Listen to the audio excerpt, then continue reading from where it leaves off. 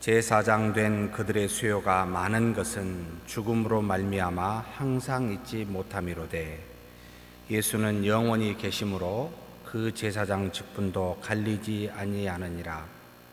그러므로 자기를 힘입어 하나님께 나아가는 자들을 온전히 구원하실 수 있으니 이는 그가 항상 살아 계셔서 그들을 위하여 간구하심이라. 이러한 대제사장은 우리에게 합당하니 거룩하고 악이 없고 더러움이 없고 죄인에게서 떠나 계시고 하늘보다 높이 되시니라. 그는 저 대제사장들이 먼저 자기 죄를 위하고 다음에 백성의 죄를 위하여 날마다 제사 드리는 것과 같이 할 필요가 없으니 이는 그가 단번에 자기를 드려 이루셨음이라. 율법은 약점을 가진 사람들을 제사장으로 세웠거니와 율법 후에 하신 맹세의 말씀은 영원히 온전하게 되신 아들을 세우셨느니라. 히브리서는 히브리인들 곧 유대인들을 향한 믿음이 어떠한지 구약의 말씀을 많이 알고 있기에 구약을 인용하여 예수 그리스도를 증거하고 있는 신약 중에 가장 구약과 같은 말씀이다 라고 전제하여 계속해서 보고 있습니다. 우리가 지난주에 7장 11절에서 22절 말씀을 보는 내용은 멜기세덱의 계보를 따라 나온 예수 그리스도와 아론의 계보를 따라 나온 수많은 대제사장들의 차이점이 무엇이고 무엇이 위대한지를 분명하게 알려주고자, 그래서 이 히브리서 말씀을 경청하고자 하는 청중들, 곧 유대인들이 익숙한 대제사장 멜기세덱, 이것을 비교하여 예수 그리스도의 위대함을 말해주고 있습니다. 즉 아론의 계보를 따라 반차를 따라 나온 수많은 대제사장들, 비록 백성의 죄를 회개케 하기 위하여 제사를 드리는 중요한 역할을 하였지만 영원히 시작도 끝도 없는 이 멜기세덱, 도무지 평강의 왕이라고 말하는 이 멜기세덱의 뒤를 이어 나온 예수 그리스도와는 비교할 수가 없습니다.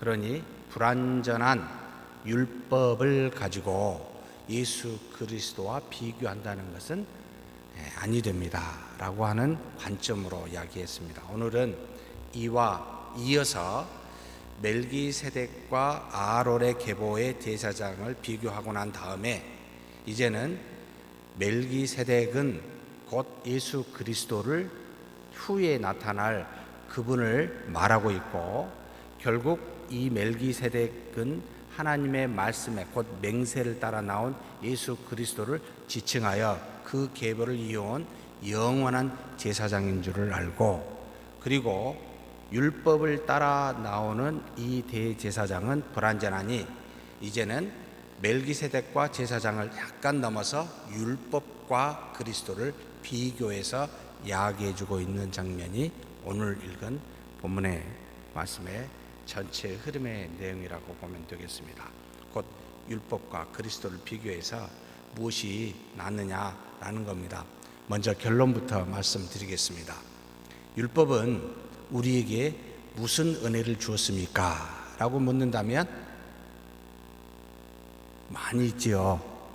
가장 대표적인 거 한 가지만 말씀해 주시면, 세 가지는 제가 감히 요구하지 않겠습니다.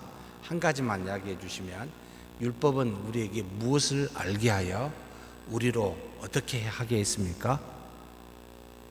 하나님께서 당신의 뜻, 하나님은 누구시고 내 뜻이 무엇인지를 모세를 통하여 우리에게 알려주는 것이 율법이라 했습니다.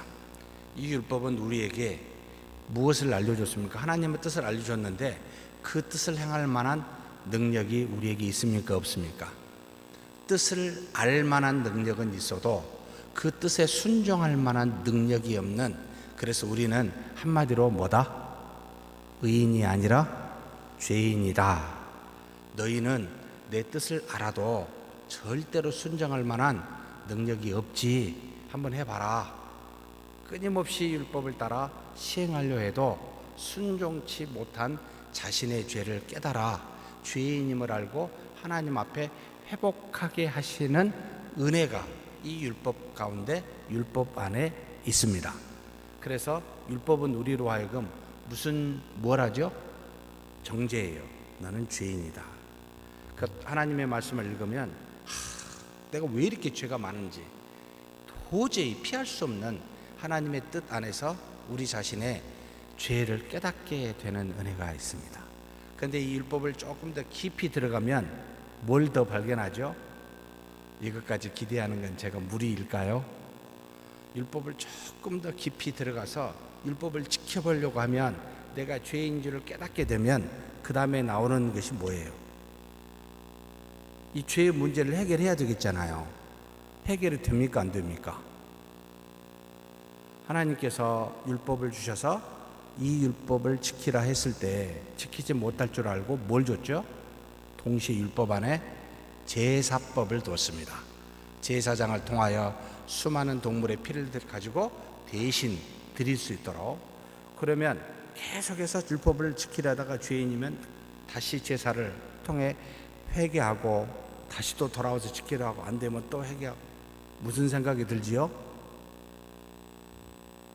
죄의 문제를 해결할 수 있을까라고 생각이 됩니까? 안 됩니까? 안 되죠. 그러면 죄의 문제를 도저히 해결할 수 없는 사실을 깨닫게 되면 어떻게 될까요? 어떻게 하십니까? 죄인이라는 사실을 깨닫게 하시고 하나님의 뜻이 무엇인지를 알게 하신 전지전능하신 하나님 앞에 어떻게 기도하시겠습니까? 저는 어쩔 수 없는 그런 놈입니다. 그러니 그냥 포기하고 마음대로 살겠습니다. 혹시 그러신가요? 상당히 반항아적인 기질을 갖고 있는 분은 그러겠지만 대체로 어떻게 하죠? 도저히 안 됩니다. 어떻게 하죠? 그 다음에 탄식하며 뭐라 해요? 도와주십시오. 하나님의 은혜로 도와주십시오. 죄에서 해결해 주십시오라고 하나님의 은혜를 구합니다. 그래서 정죄의 용법에서 한 말만 더 들어가면 말씀을 가지고 씨름을 하면 무엇을 구하게 됩니까? 하나님의 긍휼과 자비 곧 은혜를 구하게 됩니다. 해결해 달라고. 그때 하나님께서 무엇을 준비해 놓으셨습니까? 도저히 율법으로는 죄의 문제를 해결할 수가 있었습니까? 없었습니까? 죄를 깨닫게 하는 데는 너무나 좋은 말씀이요 은혜인데 죄를 해결해 줄 수 있는 능력이 율법에는 없었습니다. 그래서 하나님이 또 다른 한 의, 로마서 3장입니다. 또 다른 한 의를 준비했는데 그게 뭐죠? 예수 그리스도를 믿는 믿음으로 받는 의, 곧 하나님의 절대적인 구원의 은혜였습니다. 바로 구원의 길을 그 다음에 그리스도를 준비하여 미리 깨닫게 하고 깨달은 백성들로 그 다음에 그 구원의 길을 알게 하사 그리스도로 말미암아 구원에 이르도록 하는 이와 같은 일들을. 그래서 율법은 반쪽이에요. 죄를 깨닫게 해요. 그럼 율법이 없으면 여러분 구원의 길을 알까요? 우리는 또 모릅니다. 그리스도가 와도 도대체 필요성을 모릅니다. 그래서 예수 그리스도는 율법의 뭐라? 완성이라는 말을 쓰게 됩니다. 구약과 신약은 하나의 하나님의 말씀입니다. 구약 따로 신약 따로 있을 수가 전혀 없습니다. 그리스도와 율법을 나눌 수가 없더라는 겁니다. 사람을 반쪽으로 나눌 수 없듯이 우리는 어린아이에 있을 때는 율법이었지만 모든 것을 깨달아 완성된 성인 상태는 예수 그리스도라. 그래서 구원은 구약부터 점진적으로 인도하사 그리스도 때 완성 성취하셨다라고 이야기합니다. 이해가 되셨죠? 네, 그러면 가벼운 마음으로 히브리서 7장 23절에서 28절은 아주 쉽게 그냥 넘어가도록 하겠습니다. 그냥 직역한 거 한번 띄워 주시면 좋겠습니다. 23절, 24절입니다. 같이 한번 화면 보시고 같이 한번 읽겠습니다. 한편으로는 많은 제사장들이 존재한 것은 죽음으로 말미암아 항상 머물러 있지 못하였기 때문이다. 무슨 말인지 아시죠? 아론의 계보를 따라 난 모든 제사장들은 곧 아론의 후예를 따라 할 수밖에 없었어요. 왜요?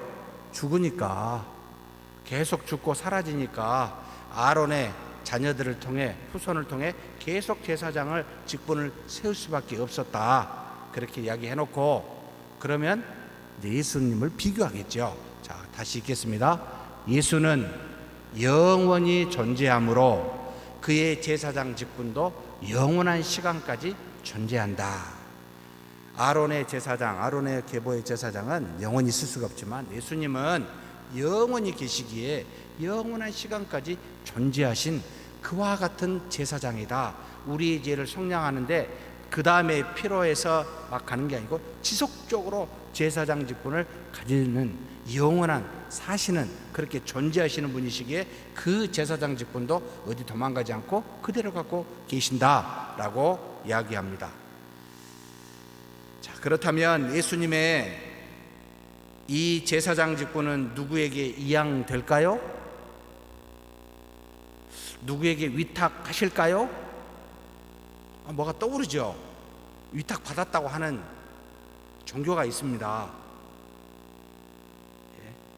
나는 예수님의 후예다, 예수님의 천국 열쇠를 받은 사람이다 라고 해가지고 이분이 돌아가시면 한 곳에 모여가지고 심부름이 필요할 때까지, 어딘지 아시지요? 이양 가능합니까? 위탁 가능합니까? 또 누군가는 대신해 줄 수가 있습니까? 계승하여 다른 사람에게 줄 수 있는 겁니까? 영원히 살아 계시고 이 땅에서나 저 세상 하나님 우편에, 보좌 우편에 계시거나 제사장의 직분으로 영원히 계시는 예수님이 있는데, 존재하시는데 도대체 누구에게 이양을 하고 계승케 할 수 있다는 말이에요? 아니라는 겁니다. 인간 누구도 예수 그리스도의 제사장 직분을 대신할 수가 없습니다. 아론의 후예들도 죽었다가 후예로 가면 그렇게 이어갔잖아요. 그러면 우리가 지금도 그와 같은 일이 이루어진다면 우리는 구약으로 다시 돌아가 아론의 계보에 따라 이루어지는 제사장이 필요한 그런 시대라는 말이 돼버리죠. 도대체 이해가 안 됩니다. 말이 안 되는 일을 하고 있습니다. 예수님이 드리는 제사는 또한 구약 제사들처럼 반복해서 드릴 필요가 있을까요, 없을까요? 구약에서는 죄를 지을 때마다 나가서 제사를, 속죄제를 해야 됩니다.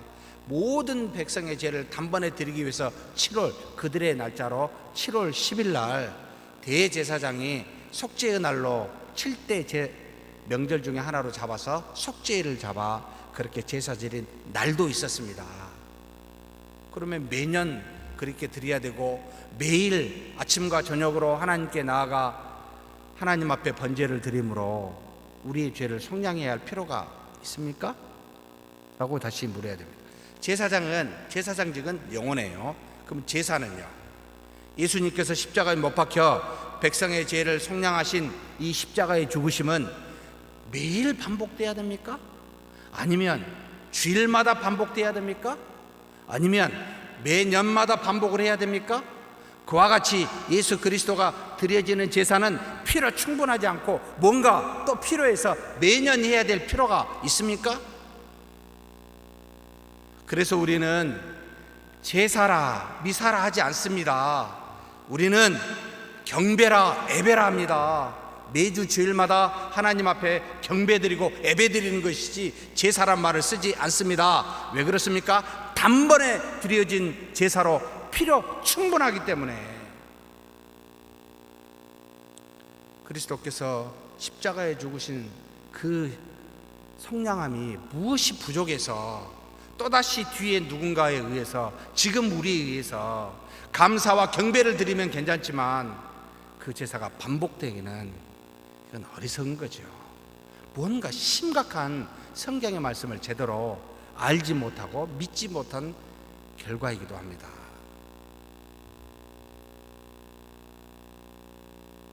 그래서 우리는 단번에 드려진 제사로 인해 더 이상 속량의 제사가 필요치 않습니다. 여러분 기억하십시오. 그러면 성찬식은요, 제사를 구현한 것일까요? 성찬식 때 예수 그리스도의 살과 피를 먹음으로 십자가에 죽으신 예수 그리스도의 그 십자가의 사건을 다시 재현하는 것일까요?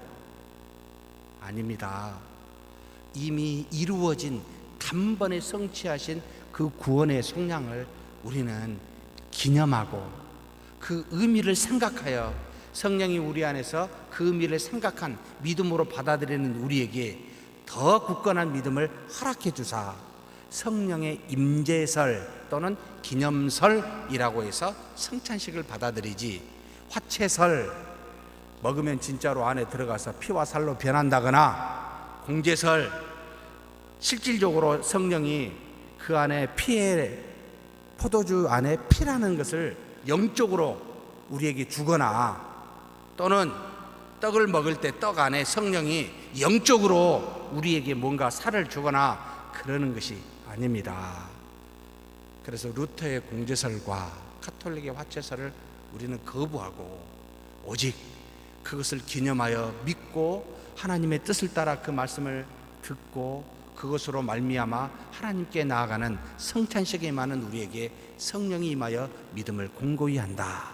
그리고 그 시간에 죽으신 그리스도의 구원을 기념하여 그것을 묵상하여 하나님의 뜻을 다시 돌이키사 우리로 하여금 바른 믿음을 가도록 우리의 삶을 조명한다. 이렇게 이야기합니다. 그래서 성찬식의 의미를 그렇게 받아들입니다. 무엇에서요? 온전하게 드려진 제사와 영원히 존재한 제사장 직분 때문에, 단번에 드린 예수 그리스도의 그 제사 때문에 우리는 그렇게 받아들이고 있습니다. 이해가 되셨죠? 이 정도만 해도 25절 같이 한번 읽겠습니다.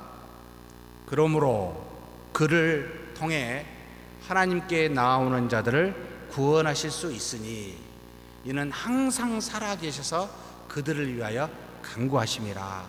이렇게 영원한 제사장 직분을 가지고 정말로 단번에 드려지는 이 속량을 하신 예수님을 통해 우리는 누구에게 가요?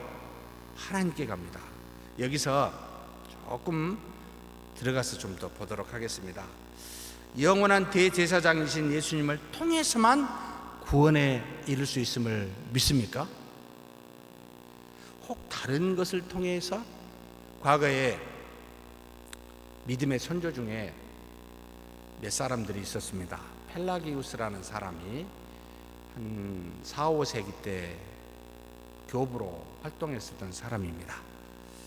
예수 그리스도를 통해서만 구원되는 게 아니고, 그것도 있지만 우리가 선하게 말씀을 따라 순종하면 우리 안에 선함이 남아있으니까 그걸 통해서 열심히 가면 그 말씀 때문에 그 순종함으로 인하여 구원될 수도 있다 라고 해서 우리가 펠라기우스라고 하는, 나중에 16세기에 이것을 받아들이는 개신교학자 알미니우스 화란의 한 사람입니다. 이것을 우리가 이단이라고 정죄를 하고 있습니다만, 알미니우스도 동일한 방식을 취합니다. 그리스도만 믿고 구원받았다는 건 뭔가 좀 끌적지근해요. 왜요? 우리의 수고와 노력을 하나도 요구하지 아니하니까. 아니, 교회 다니면서 믿음으로 열심히 순종하고 봉사도 해야 되고 뭔가 밖에서 선한 일도 해야 되는데 그리스도만 믿어갖고 구원 받는다고 하니까 너무 좀 뭔가 논리적으로 부족하게 보였던 모양입니다. 특별히 하나님께서 미리 창세전에 택하여 예정된 사람들을 구원했다고 하니까 이것에 대해서 더더욱 이해할 수 없고 용납할 수 없다. 왜요? 하나님은 사랑이신데 어떻게 일부만 선택하고 나머지는 버릴 수 있냐? 이게 말이 안 된다 라고 생각해서 모든 구원은 하나님께 있는 게 아니고 우리에게 있다. 우리가 어떻게 선택하느냐에 달려있다. 우리의 의지에 달려있다. 하나님이 택하여 구원받은 게 아니고 하나님께서는 모두에게 구원받기를 원해서 잔치상을 베풀어 놨는데 그것을 참여하고 받아들이는 사람만이 구원에 이를 수 있다. 그래서 구원의 동기는 우리의 의지와 노력에 있고 내 선택에 있다라고 이렇게 말하여 우리 속에 무언가 하나님을 향해 가까이 나갈 만한 선한 의지가 있으니 그것을 가지고 촉구하여 나가자. 그리하면 구원에 이를 수 있는 길이 있다라고 가르쳤습니다. 맞습니까? 틀립니까? 왜 답이 없으십니까? 주여. 예? 너무 쉬워서 답을 안 하시는 건가요? 우리 교회는 특별히 우리 교단은 특별히 저는 철저하게 100% 하나님의 은혜라고 이야기합니다. 1% 아니 0.0001%도 우리의 수고와 노력으로 구원에 이를 수 있는 방법은 없다라고 단언합니다. 왜냐하면 구약에서도 보여줬고 수많은 말씀을 통해서도 이야기합니다. 선을 알 만한 능력은 있어도 행할 만한 능력이 없다니까요. 여러분, 그래서 신앙을 깊이 하면 할수록 점점 자신이 사라지고 누구만 내가 한 게 아무것도 없고 무엇으로 하나님의 은혜로만 살았노라고 고백할 수밖에 없는 건 여러분 하나님을 더 깊이 알고 말씀을 하면 그렇게 됩니다. 그런데 아직도 내가 십자가와 함께 예수님과 함께 죽지 아니한 내가 살아있으면 그래도 뭔가 내가 할 수 있는 게 있잖아요. 그래도 내가 뭔가 선한 게 좀 남은 게 있잖아요 라고 생각하는 알미니우스 너무나 많습니다. 아니 우리 교회 안에서도 사실 있을 겁니다. 말은 안 하셔서 그렇지. 그래서 자꾸 그것을 촉구합니다. 정말 저도 단에서요 성도님들께 예수님만 믿읍시다 이렇게 말하면 얼마나 좀 뭐라 그러지 논리적이지도 않고 정말 이런 설교를 왜 해야 되지? 라고 할 만큼 어리석게 보여지고 들려질 수 있습니다. 여러분 구체적으로 이런 일 저런 일 합시다 라고 말하기가 훨씬 더 편하고 저도 윤리를 공부했기 때문에 윤리적으로 수많은 일들을 알기 때문에 이렇게 저렇게 하자라고 말하기가 훨씬 쉽습니다. 유혹에 빠집니다 사실. 근데 그 말을 내가 안 하리라. 왜요? 절대로 하나님이 우리에게 주신 믿음이 없이는 내 안에 계신 하나님이 그리스도만을 통하지 않고서는 어떤 것도 할 수 없다라고 분명히 말하셨기에 그분을 통하지 않는 나의 의지와 선한 노력은 아무 의미가 없고 다 죄악되기 때문에 믿음 없이 행하는 모든 것은 전부 다 죄라고 분명히 로마서 8장에 바울이 말하기에 아니다 버리자. 믿는 자가 하나님의 뜻을 따라 행할 때 그 뜻을 따라서 뭔가 시행할 만한 믿음을 주셨으면 그것이 내가 행할 만한 선한 의지와 노력이 되질지언정 그것을 배제하고 하나님의 아들을 통하지 않고 믿음을 통하지 않고서는 무조건 배제한다. 아니다 라는 것을 항상 염두에 두고 있습니다. 그리고 항상 그렇게 가르치려고 애쓰고 있습니다. 놀랍게도 세상은 뭘 이야기하죠? 사람은 위대하다. 사람은 뭐든지 다 할 수 있다. 계속 그렇게 가르칩니다. 성경은요 사람이 위대하다 말하는 사람이 뭐라고요? 죄인이다. 사람이 모든 걸 다 할 수 있다. 사람이 할 수 있는 건 죄다. 이렇게 가르칩니다. 받아들일 수 있으십니까? 여러분 죄인임을 그냥 교회에 와서만 고백하고 밖에 나가서는 아니라고 생각한 거 아니십니까? 여러분 우리 스스로 행하는 것이 모든 것이 죄라고 확실히 믿습니까? 여러분 그렇다면 우리는 기도를 안 할 수가 없습니다. 이게 내 믿음에서 나온 것인지 내 속에서 내 생각에서 나온 것인지 분별해야 되기 때문에 반드시 기도하게 됩니다. 그 이야기를 하는 겁니다. 그를 통해 하나님께 나오는 자들입니다. 그가 없이는 우리의 구원을 정말 구약의 제사장처럼 계속 가서 또 제사해야 되고 또 제사해야 되고 여러분 죄의 문제를 해결할 수가 없어요. 시도해 보십시오. 선하려고 애써 보십시오. 되나 안 되나. 아무리 해도 안 됩니다. 상황을 악화시킬 뿐입니다. 문제를 해결해 보려고 의지를 다해서 머리 써보면 더 악화만 해놨습니다. 아이고, 바보같이. 여러분, 깨끗하게 하나님 믿고 하나님의 뜻에 굴복해서 시행해 보십시오. 첫째, 어리석게 보여요. 무능하게 보여요. 그리고 시간이 엄청 오래 걸리게 보여요. 그런데 가장 빠르고 가장 정확하게 하나님께서 그 일을 이루게 하십니다. 믿음으로 하면. 그게 처음 보여준 게 어디죠? 가나안 땅을 처음 입성하였을 때 어떤 성이 기다리고 있었습니까? 예? 여리고 성입니다. 첫 번째 싸움입니다. 하나님의 약속의 땅 들어간 첫 번째 여리고 성, 쪼매합니다.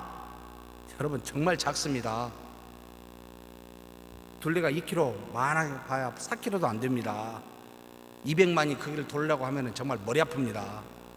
그걸 뭐로, 어떻게 사람의 힘으로, 수로 무너뜨리게 하지 아니하시고 뭐로요?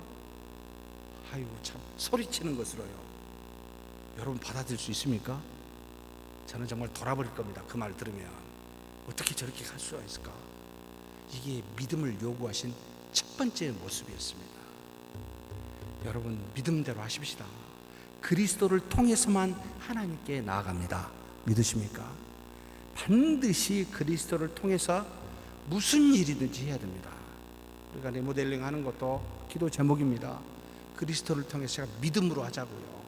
작은 일이든 큰 일이든 믿음으로 하자고요. 안 그러면 나중에 손가락질합니다. 누가 잘했니 잘못했니. 반드시 그럴 겁니다. 어떤 사람은 잘했다고 먹이 뻣뻣해지고, 어떤 사람은 그렇다고 교만하였다고 지적질하고 있고, 그렇다고 서로 싸우고 있습니다. 여러분, 하나님 살아 계십니다. 우리 안에 계십니다. 우리를 통해서 그리스도의 은혜를 이루고 영광을 나타내시길 원하십니다. 그렇다면 믿읍시다. 그리스도를 통해서 나갑시다. 이게 우리한테 가르쳐 준 겁니다. 그런데 사도행전 4장 12절을, 이것은 아시니까 넘어가고요. 자, 그런데 하나님께 가까이 그리스도를 통해서 가게 되는데 하나님이 두 가지 방식이 있어요. 가까이 하시는, 그리스도를 통해 하나님께 가까이 하는 방식을 하나님이 먼저 하시는 게 있고 우리가 하는 게 있습니다.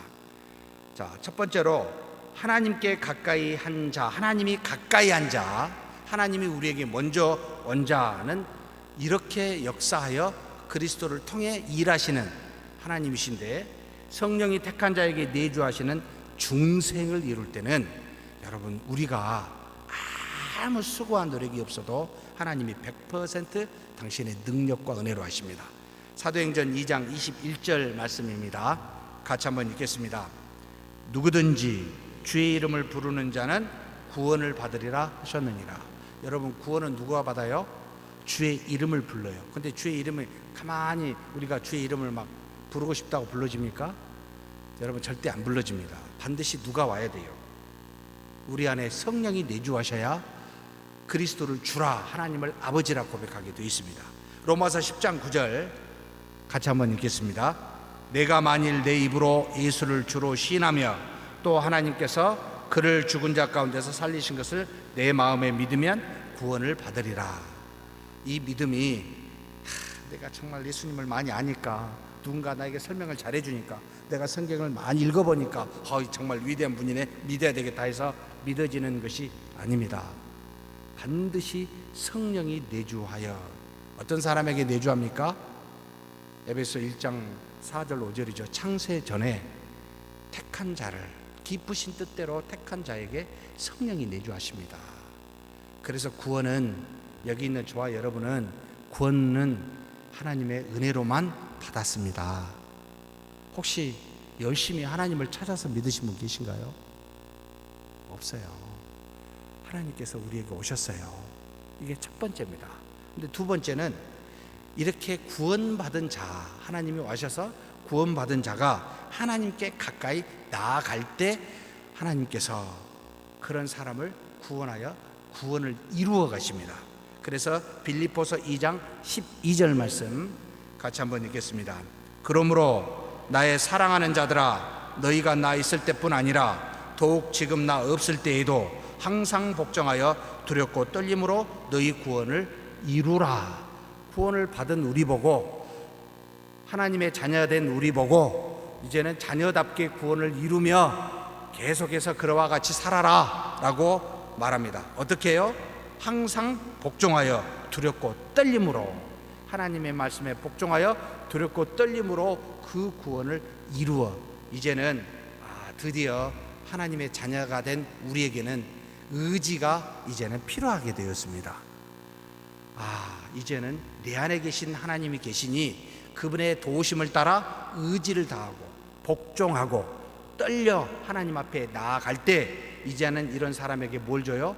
거룩하게 성화, 곧 장성한 분량에 이르도록 성장시켜 주시는 은혜가 있습니다. 그래서 구원을 받은 우리는 구원을 이제 이루어 갑니다. 그래서 두 번째는 그와 같이 하나님께 믿음으로 나아간 자가 구원에 이르게 하는 은혜가 있습니다. 그래서 이런 사람을 시편에서는 이렇게 표현하기도 합니다. 34편 18절입니다. 여호와는 마음이 상한 자를 가까이 하시고 충심으로 통회하는 자를 구원하시는도다. 하나님께서 사랑하는 자에게 죄를 깨닫게 하면 그걸 깨닫고 하나님 앞에 나아가 하나님 앞에 회개하고 그렇게 나아가게 하사 하나님의 은혜를 받게 하십니다. 그래서 그런 사람을 가까이 하신다라고 이야기합니다. 또 야고보서 4장 8절에도 동일한 말씀이 있습니다. 하나님을 가까이 하라. 그리하면 너희를 가까이 하시리라. 죄인들아 손을 깨끗이 하라. 두 마음을 품은 자들아 마음을 성결하게 하라. 전부 다 믿는 자들에게 말하는 겁니다. 하나님을 알고 있으니 여러분 가까이 가십시다. 믿음으로 나아가면 우리의 잘못을 깨닫게 하시고 돌이키게 하시고 우리의 마음에 두 마음을 한 마음을 품게 하사 하나님을 더 깊이 아는 은혜를 주십니다. 그래서 그와 같이 두 가지 방식으로 가까이 한다라고 이야기하고 있습니다. 그런데 왜 하나님께서는 그렇게 가까이 하는 사람을 우리에게 구원하실 수 있습니까? 당연히 살아계시기 때문입니다. 그리고 살아계실 뿐만 아니라 우리를 위해서 강구하시기 때문에 그런다고 이야기합니다. 시편 121편 4절에 이스라엘을 지키시는 이는 어떤 분이셔요? 잠깐만 졸기도 하고 잠깐 나갔다가 방문회에서 갔다 오시기도 하고 그런 분이 아니십니다. 절대로 떠나시지 않습니다. 우리가 죄를 지었다 할지라도 우리가 사악한 곳에 있다 할지라도 그 안에서 절대 우리 안에서 떠나시지 않습니다. 전부 다 목도하고 계시고 알고 계십니다. 그래서 죄를 지으면 여러분 마음이 기뻐요? 불편해요? 내가 너무 선해서 좀 죄를 지으면 그래 내가 깨달아서 내가 불편하다고요? 아니요. 내 안에 계신 하나님이 불편하게 만드십니다. 죄다, 정신 차려라, 돌아오라. 반드시 불편합니다. 여러분 아무도 보지 않아도 죄를 짓게 되면 하나님의 뜻에 어긋나면 반드시 뭔가 껄쩍지근합니다. 경험해 보셨을 겁니다. 그래서 스스로를 죄라고 여러분 깨닫게 하시는 하나님의 우리 안에 졸지도 주무시지도 않고 계십니다. 그래서 죄가 어떠한지 의가 어떠한지 모른다고요? 저는 이것을 거짓이라고 생각을 해요. 전부 알아요. 다 아십니다. 그래서 이게 선인지 악인지 모른다고 말하는 건 거짓말입니다. 하나님은 졸신 분이 아니시기 때문에 반드시 하면 합니다. 근데 놀랍게도 사람들은 모르지만 내가 어떤 선을 행할지라도요, 아니 이 선이 내가 어떤 생각을 갖고 행할 수 있어요. 내 안에 계신 하나님은 알아요. 사람들은 몰라도 사람들 선하게 보일지 모르지만 내 안에 어떤 계획과 어떤 뜻을 갖고 잘못된 생각을 가지고 충분히 행할 수 있지만 다 아십니다. 그래서 반드시 내 안에서 불편해 하십니다.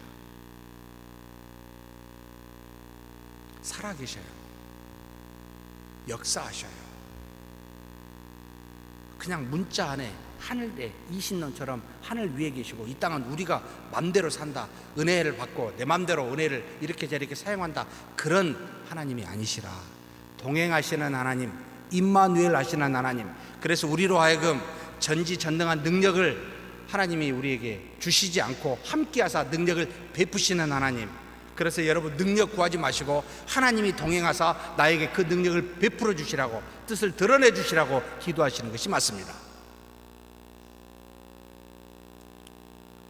야고보서 1장 17절에도 이렇게 말씀하십니다. 온갖 좋은 은사와 온전한 선물이 다 위로부터 빛들의 아버지께로부터 내려오나니 그는 변함도 없으시고 회전하는 그림자도 없으시니라.